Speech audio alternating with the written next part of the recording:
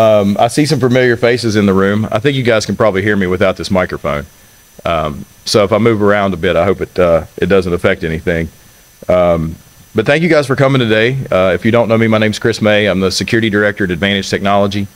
I'm actually our CISO now because we kind of changed like titling, but same responsibility, same money, so that doesn't really matter much, I don't think. Basically, my job is to oversee our security operations every day. Today we're talking about, of course, cybersecurity and a 2023 threat and strategy update. I designed this update with Arctic Wolf Networks. You may be familiar with them. They're now the largest security operations center provider in the world. We've been partners with them for about 7 years. I worked with their threat intelligence team and their security operations center teams to develop this for a couple large presentations I did with them across the country. And then I delivered it again a few weeks ago in Baltimore. So I doubt it's anything you guys will have seen because it was on the West Coast that we did a lot of this. But we'll jump right in. So who am I and why am I up here today? Like I said, my name is Chris May. I'm the Security Director at Advantage. We are the largest IT and cybersecurity company in West Virginia. 122 people as of yesterday, 6 offices that cover 3 states, and we work all over the U.S. and Canada. We're based right here out of Charleston. One of my best friends started out of the spare bedroom of his apartment 22 years ago. So we grew from that one person now to we're about 122 people.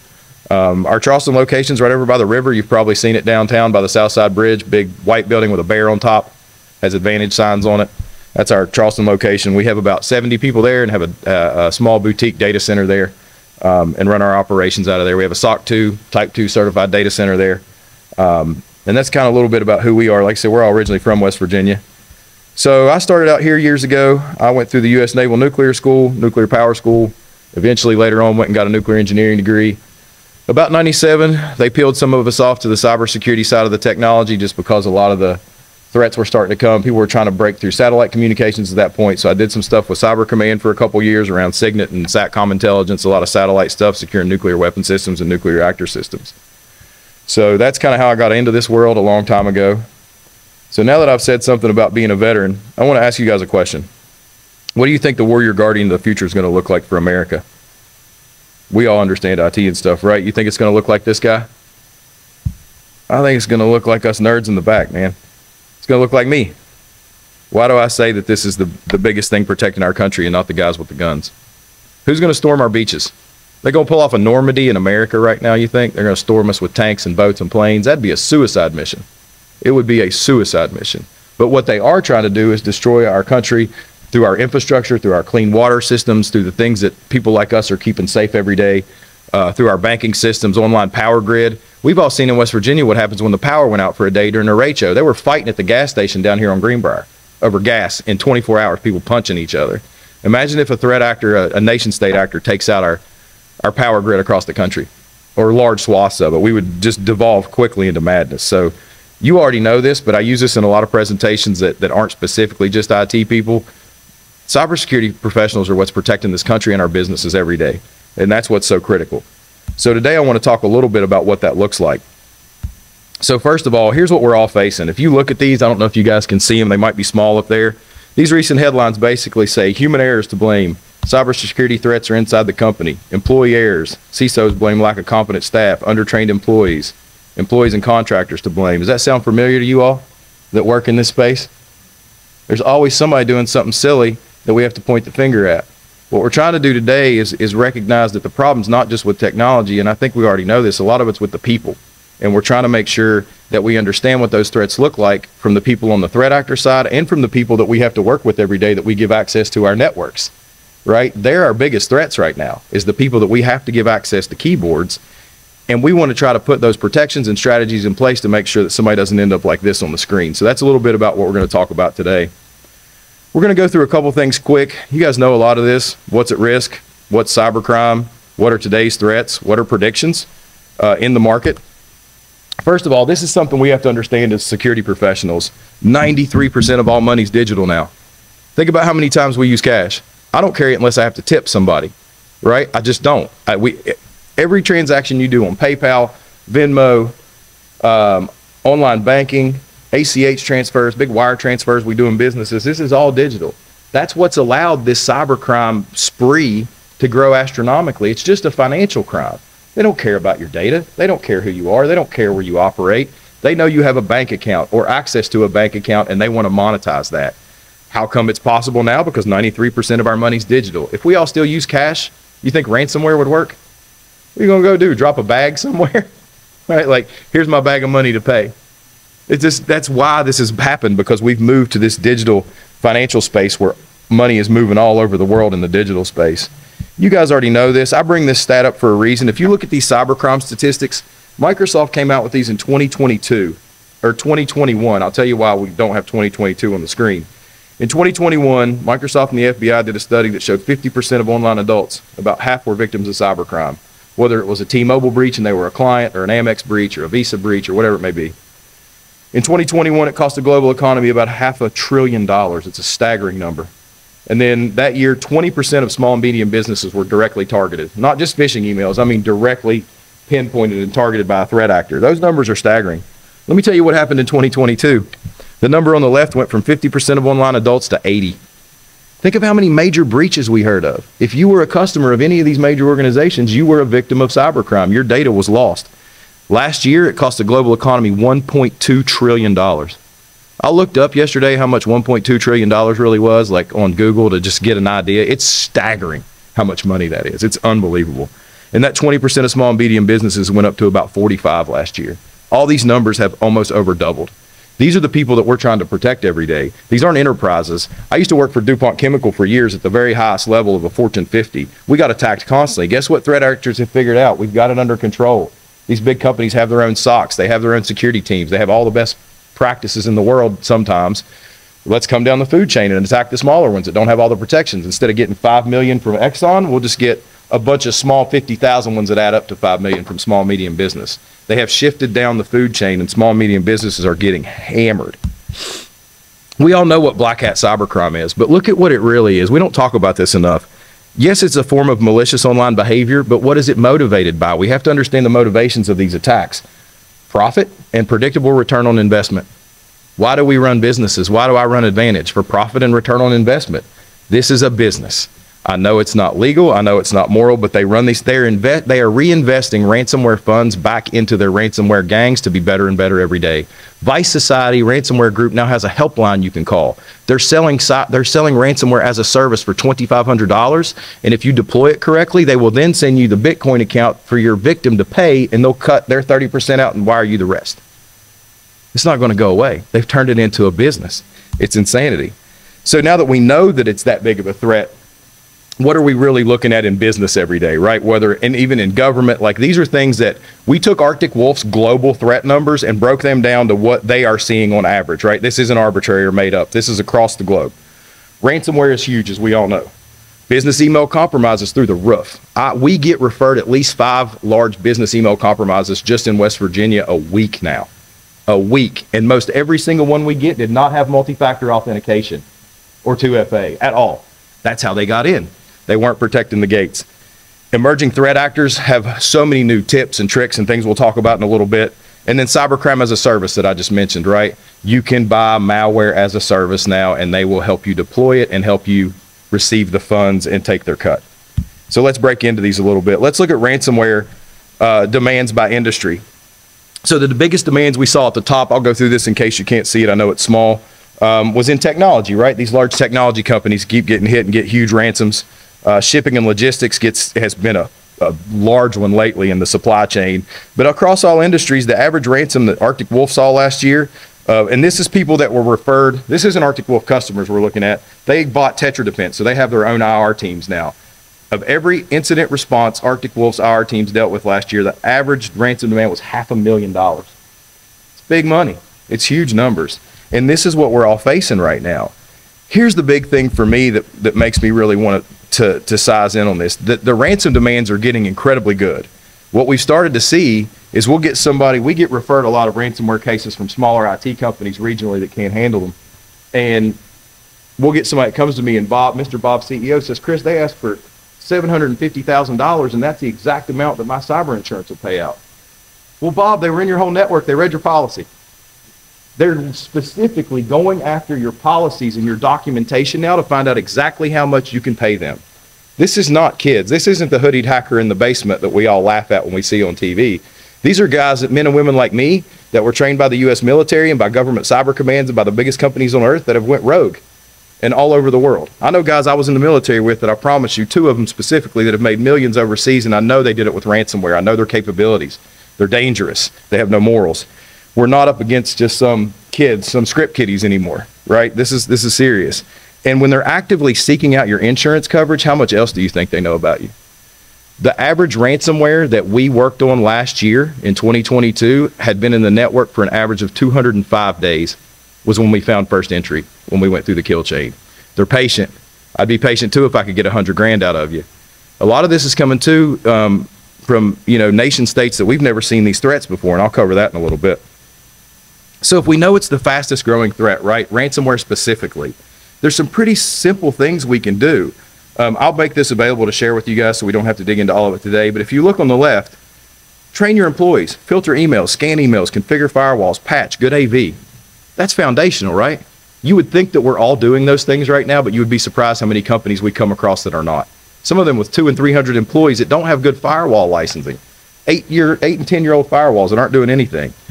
We can move through this though and get into managed accounts and control access to network locations and disable macros. This is some pretty simple stuff that I think we all know, but I put this slide in here because of how many people I've seen recently that aren't doing these things. And it's been somewhat mind-blowing to me.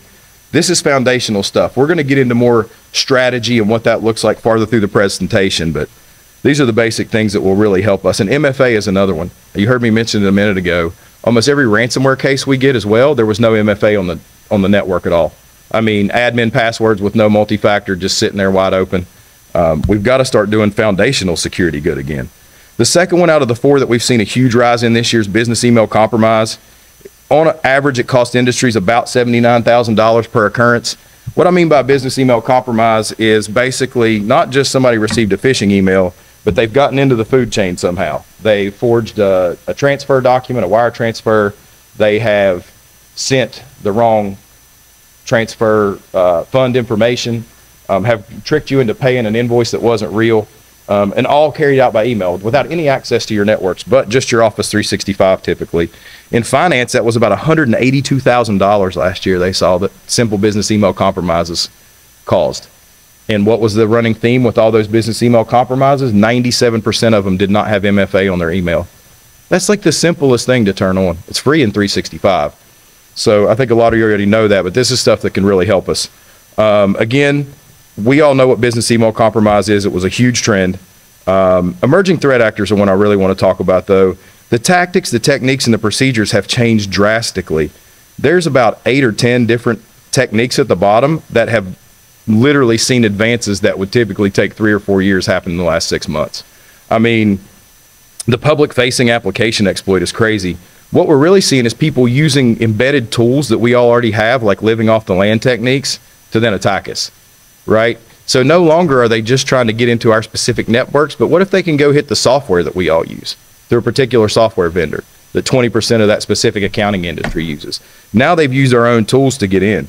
Multi-factor authentication bypasses have become really big, right? So I think we've all heard maybe of like the push bombing, or there's 100 different names for it, but that's how they got into Uber. They sent 200 push notifications to get a guy to accept 2FA in the middle of the night until he finally just hit his phone to get it to shut up. That was an Uber administrator that allowed him to get in the account. So I think a big thing we all need to educate ourselves on, and we don't have time for that today though, is just what are the newest techniques and tactics and things out there? And I think stuff like this helps us to do that. What we've also seen a lot too is the use of remote service and hidden VPN tools. Almost every ransomware case I get into anymore, somebody's using shadow VPNs or something in the background and literally is actively just exfiltrating and sending data into your network all day long and you don't even know it, because they're using things to actually obfuscate the traffic. We saw one recently we got brought into last week that was using CodeZilla, and every single workstation in the environment had CodeZilla been downloaded to it, and they were all pushing off to cloud backups that the threat actor had. So they're backing up every computer every day in the network and then selling that healthcare information on the dark web. They've been in since 2015, we figured out on Thursday. This is a healthcare organization in West Virginia with 10,000 clients that are about to have to report they were breached in 2015 and didn't know it until this week. They fired their IT director in a massive, once we got into the servers, I found entire ransomware hacker toolkits buried in files called crapware under download files with like Windows Destroyer in there. I don't know if you've ever run across Windows Destroyer. It's exactly what it sounds like. Sometime 7 months ago, they ran that and it turned their Windows Defender off without them knowing it. These are the things we're starting to see. Tools that were at one point used for real services being rebranded and named for other services. I think a lot of you probably know about crimeware as a service now, right? I mean, we all pretty much understand it. The one on the left is a Gmail account creation tool that we found a couple years ago on the dark web. It'll create about 10,000 valid US Gmail accounts an hour. It can solve CAPTCHA.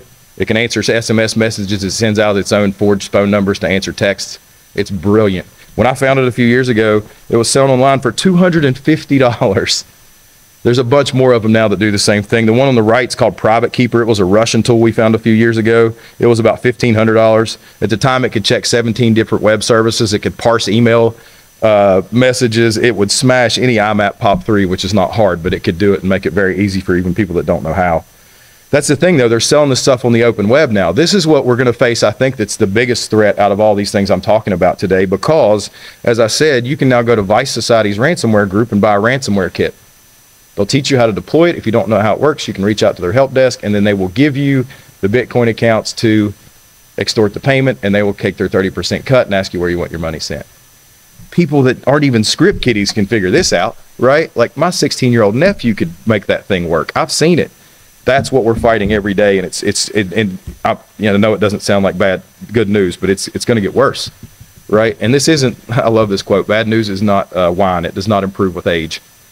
What we have to understand is that we have to be very cognizant this is real, and also share this with people that are in leadership that can help affect our budgets and how we lock things down. And so let's really dig into it. That was just kind of a review. That's a lot of stuff I'm sure you guys already know. Let's look at what, like I said, Arctic Wolf, one of the biggest companies in this space now, worth about $4 billion, 3,800 employees, and they do it really well. Their only focus is Security Operations Center service and like managed risk. Here's what they really see that's happening in this political environment right now. Geopolitical instability and economic stress is scary. If you live, say you live in Somalia right now. Somalia is in a disaster mess. A lot of Africa is. And you might have the option to make $1 a day if you can find work in this war-torn country. What happens if somebody from a organized crime syndicate comes to you and says, we'll pay you $20 a day, we'll set you up in this air-conditioned warehouse, we'll give you a computer, and we're going to teach you how to do some things on this computer? What would you say if you were starving and your family was hungry and the whole country was torn by war? You're going to say yes. And then they're going to sit you at this computer in this warehouse, and they're going to show you how to do it, and they're going to make you part of their ransomware machine. They're doing this in Africa. They're doing it in South America in war-torn countries.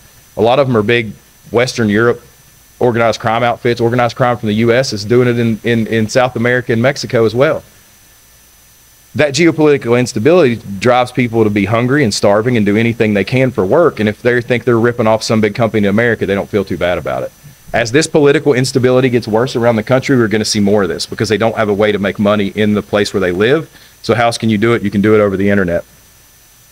AI-driven information warfare and cybercrime is really going to change the face of where we're at, right? We all know about ChatGPT and ChatGPT-4. We all laugh about it, whatever. It's actually the most powerful tool I've ever seen, and I did this for the U.S. government on a high level for years.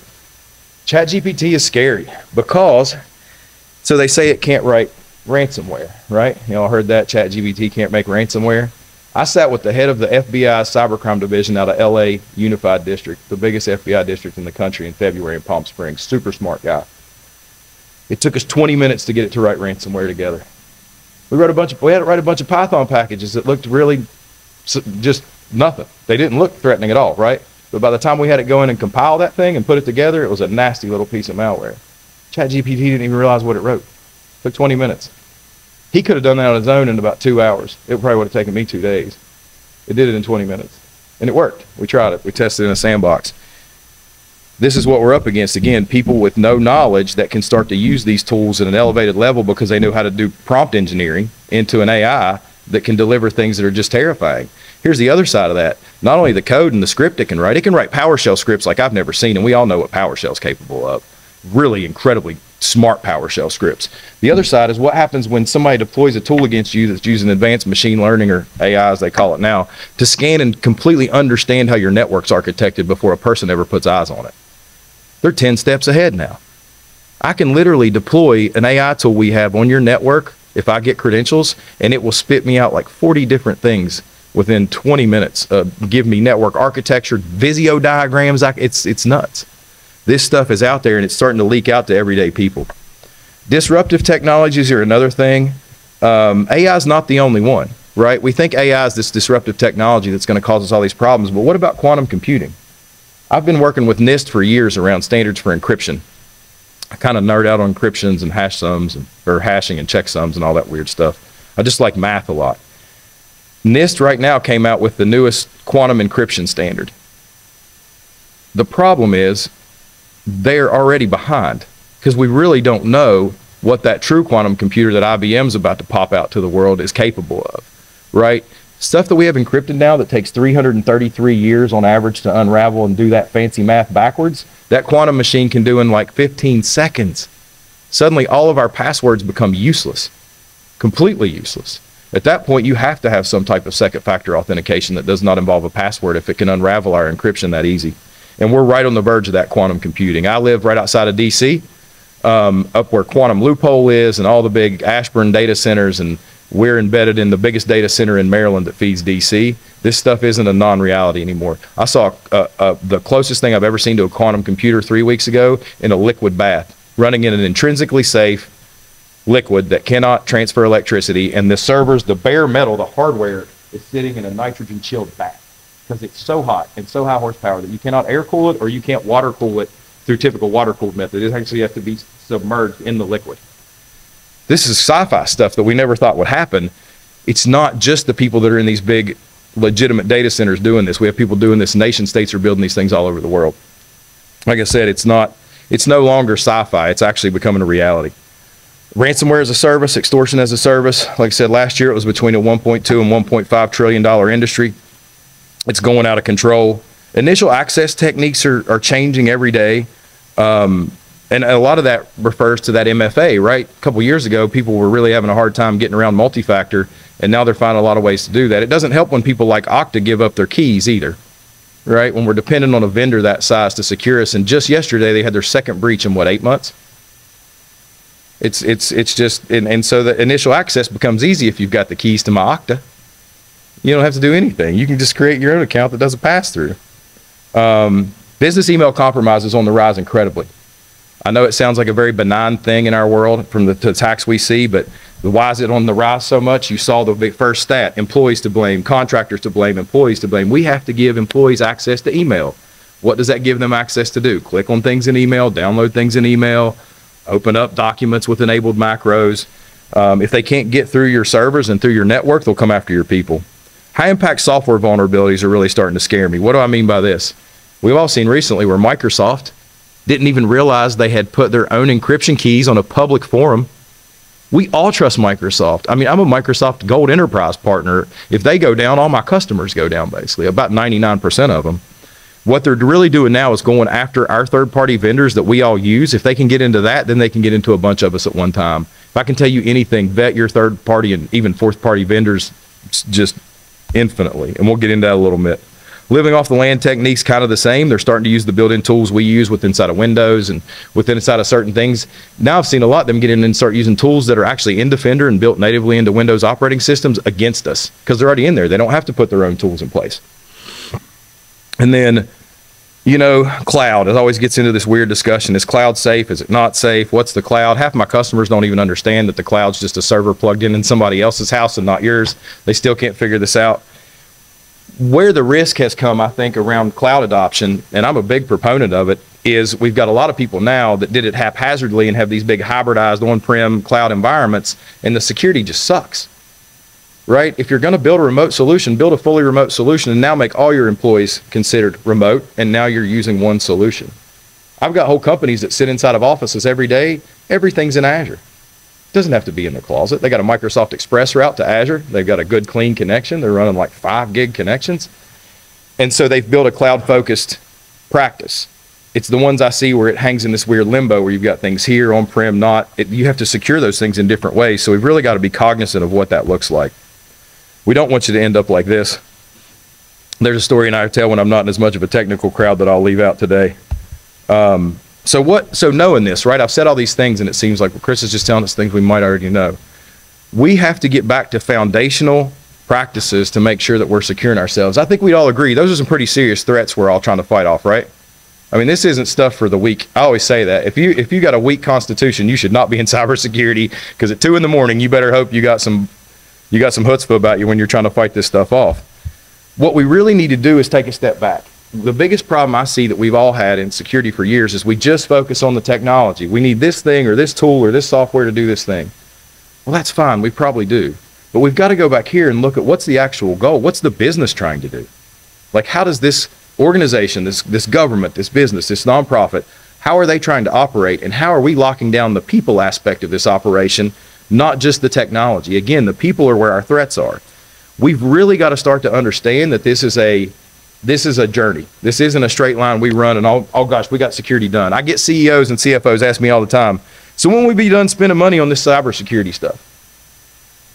It's not an initiative we did this month, bro. Like, this is permanent. And this is what we really need to start to look at. If you see this little guy running, so you've got threat management, security event monitoring, access control, security training, annual risk assessment, policy procedure, change management. He's right there between change management and threat management. But guess what? We can drop that little guy anywhere in there and get started. If the simplest thing we can afford right now is security awareness training for our people, that's some of the best money you can spend. It's got to be real security awareness training, though, not just sending them something that they delete and don't even look at. We need to really start bringing them to the fold and let them know how critical it is for their own job and for the sake of the company that keeps us all paid, right? We want to bring our users into the fold. What have we said for 25 years since I've been doing this about users? What's the one thing? They're stupid. Haven't you heard that your whole life? Users are stupid. Well, maybe if we think about this, maybe we've done a bad job of educating them well. If we're putting all this onus on them and saying they have a lot of power. I can lock you down so much, but if you give away your password every day and you're downloading stuff that's bypassing every freaking filter we have, I can't help you. So at this point, I've got to bring you into the fold. If you see this, though, the reason I bring this slide up, it's a circle. So is he ever going to stop running this journey? No. By the time we would get back to threat management, we would probably have to come next and say, let's go back to security event monitoring, because it's been a year and we haven't really looked at how that's working, right? Oh, it's been 7 months. Time to start planning our annual risk assessment. We've got to start looking at these networks in a holistic manner. So how do we do that? I do a lot of virtual CISO work, virtual CIO work. I've worked in both of those roles. I'm huge about documentation, and I'll tell you why. Everybody hates policies and procedures. Everybody hates security programming. We can't build any type of program without a foundation. Nowadays, you all know this. If you don't have something in writing and you go tell an employee to do something and they're like, well, that's not written down anywhere, it's unenforceable. It's got to be written down. One of the best things about writing policies and procedures for your organization is you find out all kinds of things you didn't know that will then inform what? Your security direction and where you're going to take this thing. I can't go sit down with every law firm and just say, I'm going to give you the same security. I just told you about one a minute ago that we work for that's all in Azure. I know another one that's all in a data center outside of DC. I know another one that's all on-prem. None of their stuff looks the same. So therefore, this policy and procedure work, even though it's just sometimes mind-numbing, it really sets the stage for us to say, okay, this is what we're going to hold you to. How do we hold our employees to a standard of cybersecurity and IT professionalism if we don't give them something to go by? I just believe it's foundational, and it doesn't have to be anything overkill. I just did a set of policies and procedures for a company with 30 people, and it was literally like a 9-page document. It was very thorough, but it just wasn't wordy and verbose, and they don't need to be talking about top secret stuff when all they're really moving is landscaping information. We don't need to talk about red level clearance and stuff like that. The other thing, while you're doing your policy and procedures yearly, should be a time. You should review those things yearly, but here's the one that I'll key on the most. Guys, we got to vet our vendors. We have to. Almost every breach we see anymore has come through either the employee or a third party. Why the third party? Because we have brought these people into our networks and said, this is a trusted path. How often do we go check that trusted path to make sure idiot on the other side didn't get breached and do something? We just don't typically. It's a lot of work. It's a lot of time. The best thing you can do is up front, vet those vendors before you ever bring them in-house. Do you have a SOC 2? Do you have ISO certification? Right? If they can't provide you those things, that they at least have one of those that shows you that they've done their due diligence. Yes, it's just a piece of paper, but that piece of paper means that an IT firm like me has went in and made sure they were doing what they were supposed to and got them up to par on managed secure services and all that. And then an accounting firm has come in and verified they're actually doing what they said they did with real evidence that they are secure from an actual base level. Those are the vendors you should be looking for. Make sure they have adequate cyber insurance. We saw somebody get breached through a third party recently. It cost them about $2 million. The vendor that caused them to get breached, policy went up to $500,000. So now they're in court to try to recover another $1.5 million from this person that literally let somebody walk into their network. A lot of times we see that when people have chosen the cheapest vendor. If they're the cheapest, it probably means if their software works, it means they slacked on the security. That's where they saved the money. They didn't have anybody pen testing it. They didn't have anybody doing secure code reviews. That's where the money usually gets kicked. And you should have provisions in there. Every vendor we use at Advantage, I demand that we get an audit report. I demand it. The first time you fail to send me one, we'll find somebody else that can do it. I have to know you're safe and secure. I got enough worries with Microsoft, which I can't hardly demand anything from, that's causing people to get breached every day. I'm a big one on this, and I get 50% response either way, half and half. Security training. I believe that every year you should have a live instructor-led security training. People get tired of the videos, they get tired of the emails, but every year you can reset with your staff and bring somebody in, even over the web meetings. Let them hear an outside voice. They get tired of somebody like me and they're like, oh God, that's Chris, the IT or security guy. Nobody listens to him. Bring in somebody they'll see as a trusted expert that can really speak to it. And here's where we've really made headway on security training this year. We've gone after them in their personal lives. I don't mean gone after them to attack them, but instead of me telling you how to keep this company safe that makes millions of dollars a year and you don't really like them anyway and don't care if they make money, I bring you in and train you about how to keep the social security number of your 10-year-old child safe, because that's a pretty valuable thing on the internet right now. You know what you can do with that clean social? All kind of nefarious things. I can start business in the Middle East if I want to. But if we're talking to them and training them about how to secure their personal lives digitally, what are they going to then bring to work with them? A cleaner habit, right? Cleaner digital practices. We've got to refocus. And again, now we're not looking at the security training. We're looking at the people and what do they need to hear to buy in. I also think you should do continuous kind of online content. I'm very big on phishing simulations, but good ones, and not beating people to death if they fail, but just use it as an educational moment. Here's one we've run into a lot lately. Risk assessments have kicked up about 400% since COVID started. Most people would do a pen test, maybe some vulnerability assessment. People have really come back to doing true security risk assessments, a lot of them now based around NIST. We're seeing some people that are using the CIS controls framework. And there's a difference in these risk analysis between, vulnerability scans and penetration testing. I never thought I would really have to say this, but in recent years, I see people that are like, oh yeah, we were penetration tested. And you go pick it up and it's just some vulnerability scan. They've just run Nessus. Like, this is not a penetration test by any means. This is just a scan. Like, I can run that in a second. So let's look at this a little bit at how this plays out. Again, I'm big on risk assessments because we don't want to haphazardly secure things that aren't a risk. How do we know what's the elevated risk? Only if we go and do a true assessment and prioritize things. A lot of it now comes back to legal risk. All of us, whether you're in energy, healthcare, finance, services, retail, at some point we're handling financial data or PII or PHI, and now the fines can get crazy.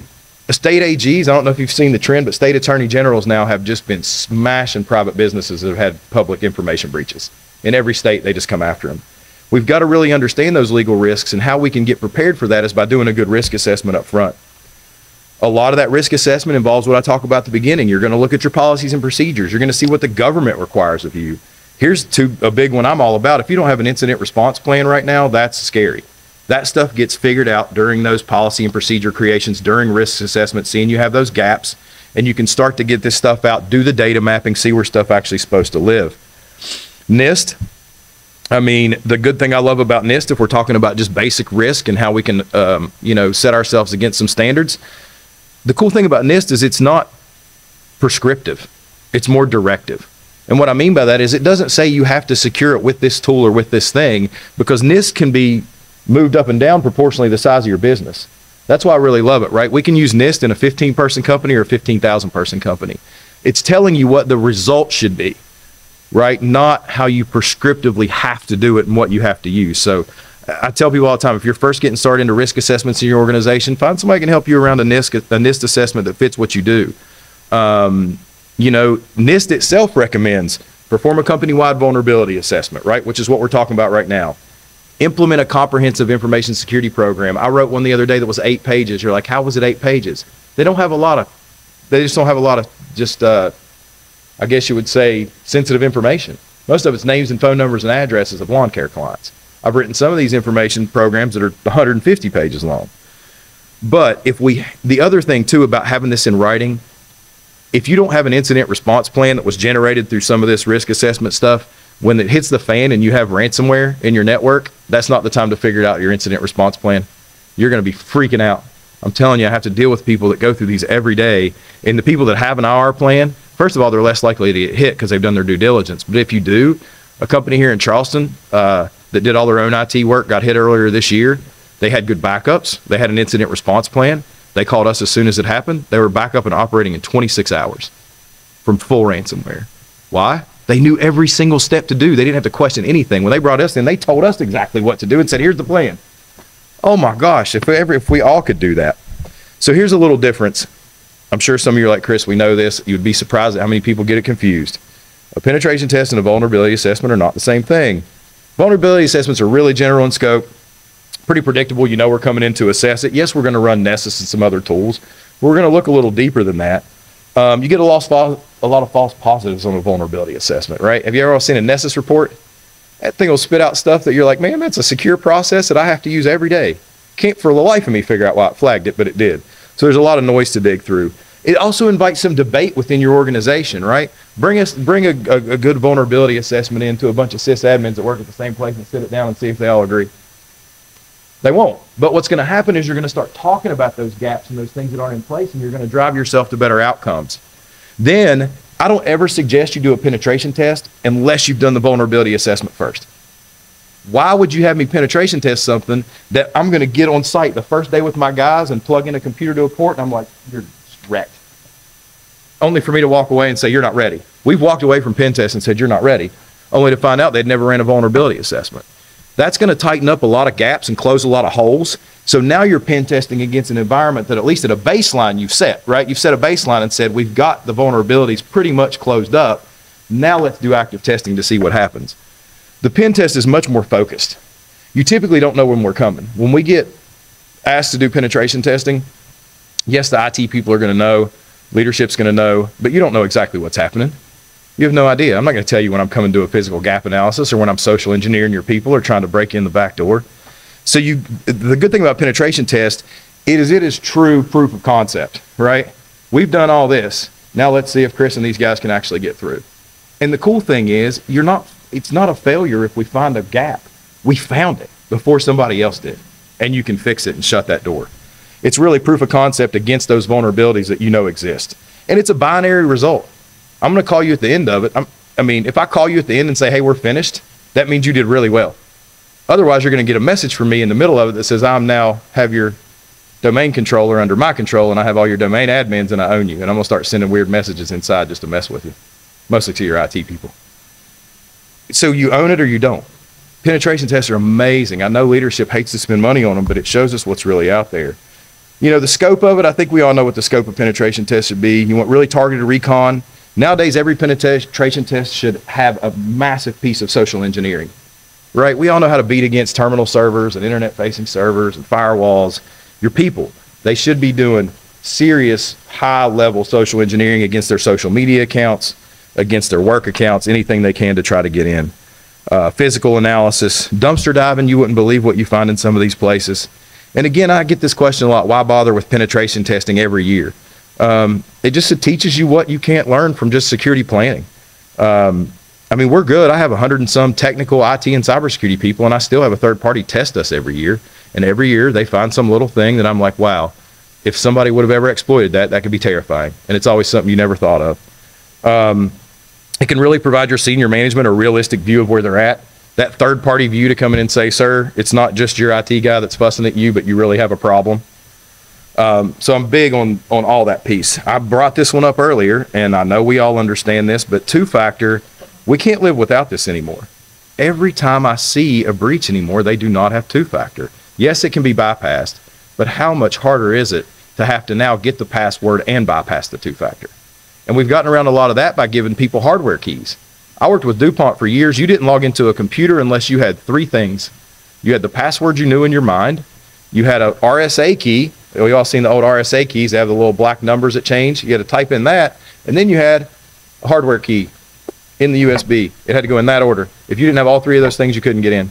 Why? We were dealing with multi-billion-dollar chemical processes that could blow up half of a state. You can imagine what happens if that one in Bell blows up. I used to work there. That's like been foundational security in risky military and high-end manufacturing and chemical manufacturing and nuclear facilities for years, is that you literally have 3 factors of authentication. But the world fights us on 2. How many of you had a leadership somewhere that just says multi-factor is annoying and they hate it and don't want it? I can't believe I'm the only one that's ever heard that. I'll get a CEO or a CFO in a heartbeat like, I don't want to spend 15 extra seconds to do that. I think what we have to do is start selling it to them in a different way and showing them what the protection can really be. And these passwords, people in these stupid passwords. I looked at my mom's Facebook page for 15 minutes and figured out her password. She was mystified. It was one of the grandkids' names. Like, that's what everybody does, the dog, the grandkid. We've really got to, and I bring this up to say, we've really got to change how we look at passwords, right? This most secure environments we operate nowadays, and we're in that space too, my people don't know their passwords. Why would I give them that? That's serious information that they're going to give away to the whole world.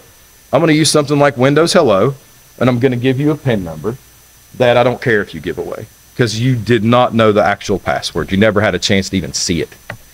And you have a hardware token. So now how's somebody going to get in from Germany? They can't. We don't want to give them the things that they can give to other people. Change management's a big one. I see a lot of gaps in this. And a lot of this I'm talking to you guys about is just because I do this every day for such a wide variety of companies. We have like 2,000 customers now. Change management's a huge one. When I go in and do a vulnerability assessment and run some seriously deep scanning tools, every time, what do I find? They've got 50 employees. How many employees are in Active Directory? 100? 150? People all the way back from the first day they ever turned on a computer? How many computers are still attached to that domain? All of them that have ever been there, right? Because there was no change management policy. As soon as someone leaves, there should be a very prescriptive policy telling you what to do to kill their access, to kill the machine. All you're doing is just leaving open holes in, and guess what? They're not just open holes. Nobody's monitoring that open door because that person's not here anymore. There could be so much that we've seen so much activity on 4-year-old accounts that somebody just took it over. They got in the network and took over an account you're not paying attention to. Part of that change in configuration management, again, patch management should be part of your change in configuration management, because what are you doing? You're changing the software patching level on the machine, right? And so how do you implement those changes? Are they opening up more security gaps? Have you tested the patches before you rolled them out? This is the biggest overlooked gap I see nowadays, probably in people that are already doing it well. The one thing they're not doing well is change management. They're really good at when somebody onboards, right? They're really good at when somebody onboards and saying, this department does this, this does this, here's your computer, here's your software. Look, we did it in a day, everything went perfect. What's more important, that or when they leave? Then they leave and nobody does anything, and they still have all the access to that software and the machines, and you've got this huge open gap in your network. So we really got to look at that change management procedure. Again, threat management. We've moved past what we would call the next generation antiviruses now into more of the EPPs and the EDRs, right, that are doing what next generation antivirus did, but taking it to another level, like the Sentinel ones and things like that. It's still necessary, right? We still have to have them. Firewalls are as necessary as they ever were. All this stuff is just saying, again, how we need a multi-layered approach. I was talking to SonicWall about that. The least of my worries is if you get past my firewall, right? I should have other things in place that are seeing exactly what happened once you got past that firewall. That's where these threat management tools come into place. Again, all the way down through your backup and disaster recovery. I hope we all know now that that's a part of our cybersecurity strategy, right? I have to teach people every day. They're like, why are you talking to me about backups? You're a security guy. Well, what's going to get you out of ransomware there, pal? You know what I mean? It's only that backup. So we have to have that really structured and done too. Because this is always my first questions if you tell me you have ransomware. The house is on fire. Like, first of all, I think she started the fire. But the house is on fire, and I'm like, you got to go backups, right? And I can always tell right then if it's going to be a nightmare scenario or it's going to be okay. The company in Charleston that got hit a few weeks ago, first thing I said, oh my God, you got to go backups, right? He said, oh yeah, we got Barracuda backups, Linux backup servers, everything's shipped off to Azure. I was like, what do? We just start wiping everything out. Servers are gone, computers are gone. We pull it all back from a clean image. They were back up in 26 hours. I got somebody the week before that runs a big water testing facility in southern West Virginia. I said, you got to go backups, right? She said, what's that? You can imagine how that one went. It took us 6 weeks to unravel it. She also had 2003 internet-facing servers and Windows 7 computers on shared logins. that controlled like government water testing data and was screaming at me that we couldn't get it back up. We had taken them over a week before because their old IT company fired them and nobody would take them. And I said, I'll take you on one condition. I'm going to have to rebuild the whole thing and you're going to have to invest in it. And I don't even know what I'm taking right now. We hadn't even had time to put our tools on it yet. And it locked it all out. She didn't have any good backups.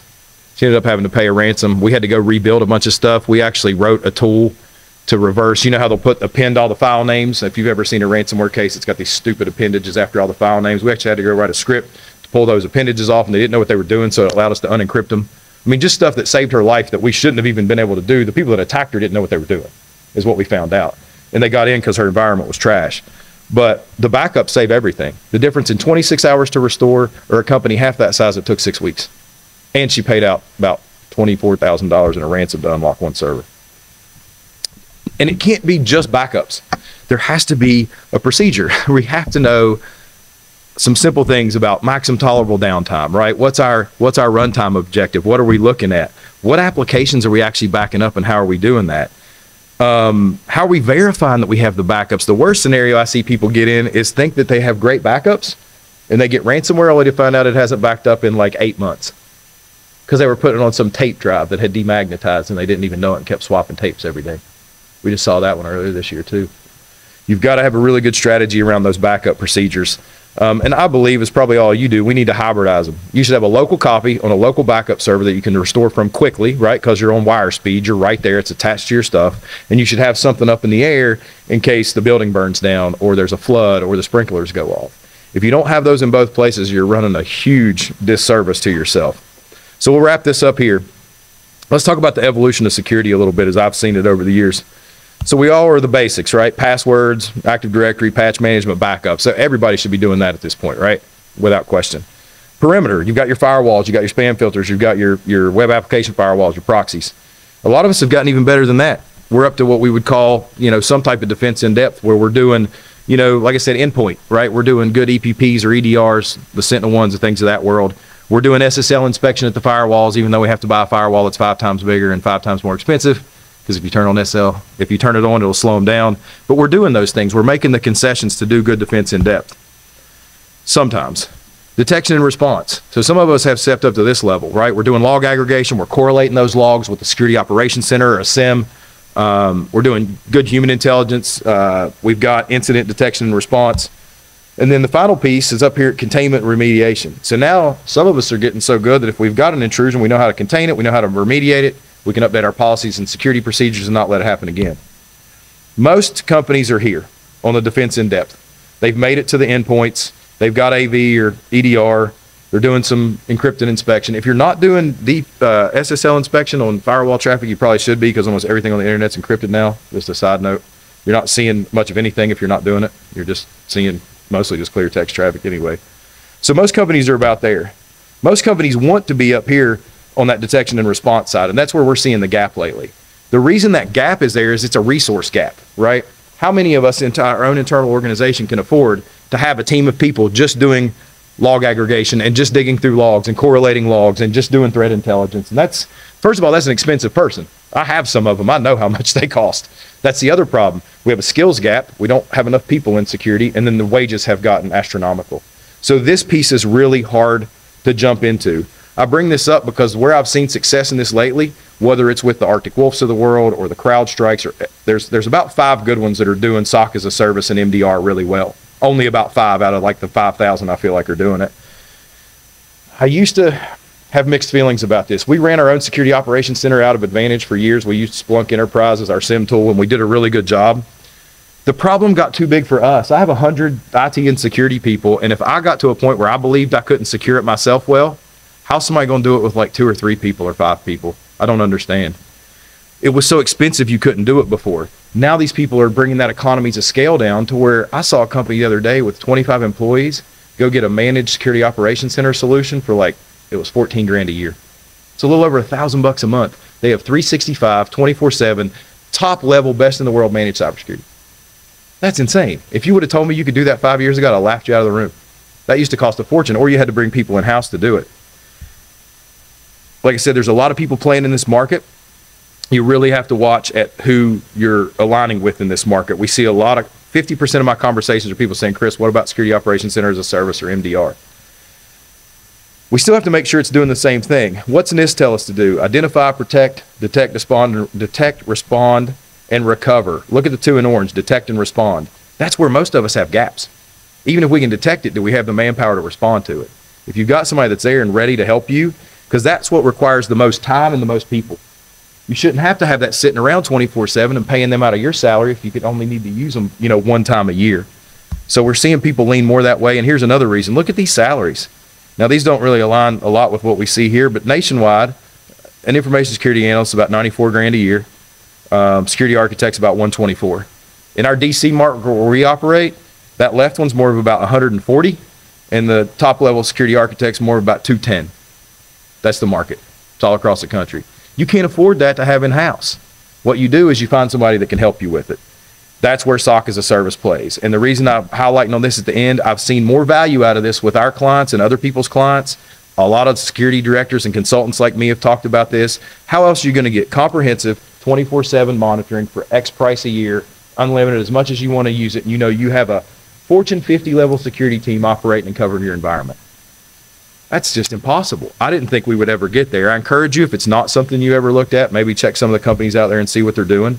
Again, this is not a sales pitch for anybody. There's a bunch of them that do it. I will tell you, there's a bunch of them that do it really bad. Talk to people talk to people that have experienced it. It's not a cheap thing. Make sure you're getting somebody well. This is what your back-end process should look like, and this is why we can't do it ourselves. Who of us has time to run all the data from our users, our cloud, our apps, our servers, our networks, our endpoints, and run all those logs against known IOCs, then generate alerts against that, and then also run those incidents through forensic analysis and then back through a data lake to make sure all that was right, with AI running in that data lake to make sure we're getting good results, and then feeding that to actual analysts and engineers. You'll take 600 million observations a week through log record observations, knock that down to about 700 to 1,000 that had eyes on them, and then about down to 1 to 5 incidents you actually have to respond to. And those 1 to 5 incidents are probably stuff you would have never known happened because you weren't looking at all the traffic and seeing what they are. This is how you really take your security posture to the next level. Is if you can't afford to do it in-house. When I was at DuPont, we had our own security operations center. We were a Fortune 50. That makes sense. I can't even run one at Advantage anymore because it doesn't make physical sense. And I couldn't even find, where am I going to find 9 FTEs here, security architects to work 24/7 in Charleston? It's hard. So this is kind of, look at some of the companies that do this. And I love this slide. I just throw it in here for the heck of it. When we're talking about security and strategy, don't forget the cell phones. Everybody forgets the cell phones. The first computer I had on my desk at my home was a Gateway. Remember the cow box? Remember the stupid cow boxes? This thing is 1,000 times more powerful. I did the math than that machine.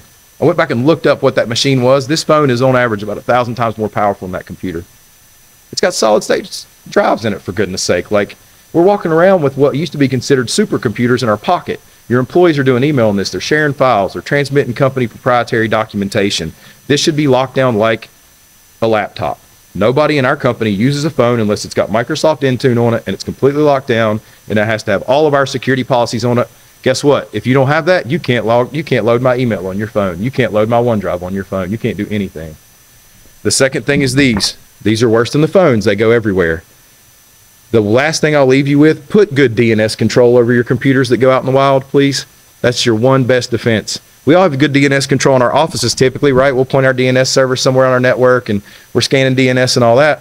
What happens when this bad boy leaves and goes on a home network and comes back? You know what you can see? You'll watch Monday morning where your DNS filter is having to block everything because of what somebody's been doing at home on porn sites and stuff on your work computer. We have locked down more environments recently with $3 a month licenses for DNS filtering. It will blow your mind what your people are doing on your machines when they're not at work. The last 6 months, I've seen DNS filtering, good DNS filtering, not any specific company, but just good DNS filtering stop more attacks than you can imagine. All that stuff's on the internet now. There's command and control sites everywhere. If you've got the good DNS, you can immediately stop a connection to a command and control site without you doing anything. The AI recognizes what's happening. So have that stuff running on phones, agents on machines, because once they leave the building, it's like the Wild West. And that's all I got. Thank you, guys. Appreciate it. Any questions? Anything you guys want to comment or expand on real quick? I know we're right up at the end. Hopefully that was valuable. And I thank you guys for your time. All right.